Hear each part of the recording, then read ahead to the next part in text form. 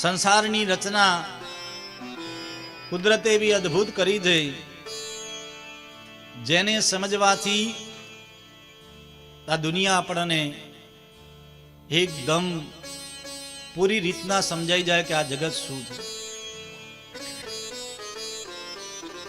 પણ ચલો, આપણે ભગવાનના બહુ જ્ઞાની ભક્ત થવું નથી, પણ ભક્તિના બે પ્રકાર છે.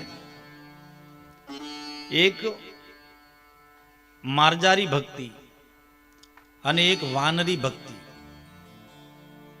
તમે વાંદરાને જોયો હશે.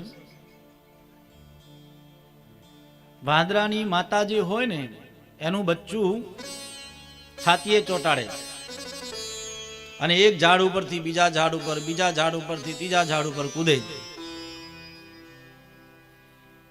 આપણે ત્યાં અમુક ગામો બાજુ વાંદરા બહુ, એમ આ પ્રાંતમાં કદાચ થોડા ઓછા છે આટલામાં, નહીં?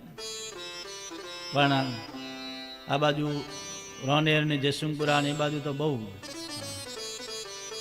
એટલે હવે તમે જો, એ માતા અહીં બાળકને ચોંટાડી રાખે, એક ઝાડ ઉપરથી બીજા ઝાડ ઉપર ત્રીજા ઝાડ ઉપર કૂદે. મારા શાસ્ત્રીજી જયસિંહપુરાના છે એટલે મને સ્મરણ થયું પાછું. હવે એ ઝાડ ઉપર કૂદતું હોય ને બચ્ચું લટક્યું હોય, આપણને એમ થાય કે આ પડે તો, પણ એમાં પકડવાની જવાબદારી કોની હોય છે? માતાની કે બાળકની? જો આ જવાબ અહીંથી વધારે મળશે. હા, કોની જવાબદારી હોય છે? બાળકની, માતાની હોતી નથી. જે જ્ઞાની છે ને, એને ભગવાનને પકડી રાખવા પડશે, શાસ્ત્રોથી, વિધિઓથી, અનુષ્ઠાનોથી, પૂજાથી. એમાં ભગવાનની જવાબદારી ઓછી. ભગવાન ક્યારે છૂટી જાય તો ભક્તનો વાંક. પણ બીજી ભક્તિ છે માર્જારી ભક્તિ. હવે આપણે બધાએ બિલાડી પણ જોઈ હતી. બિલાડી જન્મ આપે ને બચ્ચાને, એટલે આપણે ત્યાં કહેવાય છે ને કે બિલાડી 7 ઘર બદલે અને 7 ઘર ફેરવે તો એ બિલાડી એ જ મોઢાથી કેટલા ઉંદર ચાવી ગઈ હોય,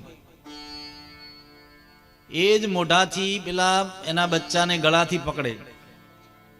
પણ એનું બચ્ચું ડરે નહીં હો. એને બીક હોય કે મારી માં મને જ્યાં લઈ જશે સારી જગ્યાએ લઈ જશે, મારી રક્ષા કરશે.